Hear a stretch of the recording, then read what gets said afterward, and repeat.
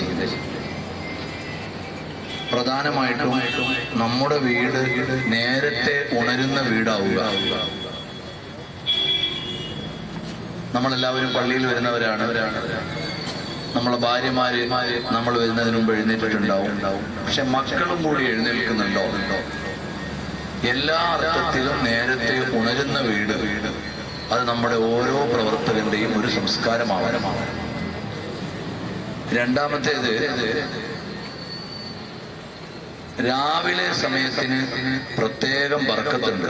ബൂരിക്കൽ ഉമ്മത്തി ഫീ ബുകൂരിഹാ. ഈ ഉമ്മത്തിന്റെ പ്രഭാതത്തിന് അല്ലാഹു തആല പ്രത്യേകം ബർക്കത്ത് ചെയ്തിട്ടുണ്ട്.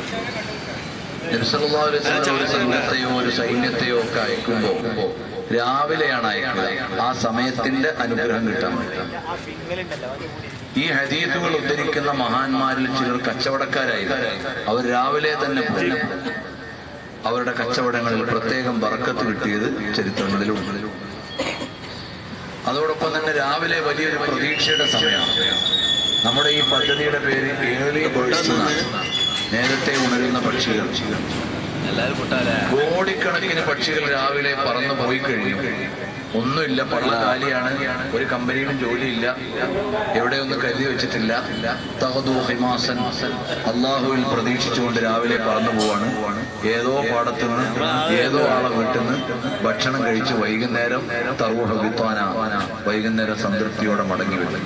അപ്പൊ പ്രതീക്ഷയുടെ ഒരു സമയമാണ് രാവിലെ. ഈ രാവിലെ സമയം നമ്മൾ നന്നായി ഉപയോഗപ്പെടുത്തണം.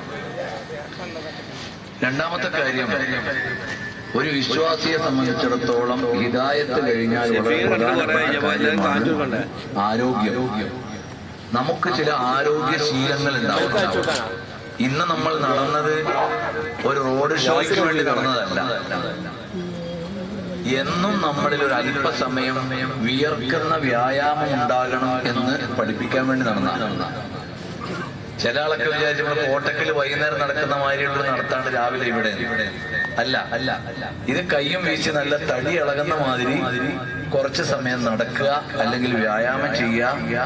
നമ്മുടെ ഓരോരുത്തരുടെയും ആരോഗ്യം സംരക്ഷിക്കാൻ ആവശ്യമായ പ്രവർത്തനങ്ങൾ നമ്മളിൽ ഉണ്ടാവണം എന്നൊരു മെസ്സേജ് കൈമാറാനാണ്. പ്രത്യേകിച്ച് ഇന്ന് ഒരുപാട് രോഗങ്ങളും ലൈഫ് സ്റ്റൈൽ രോഗങ്ങളാണ്. നമ്മുടെ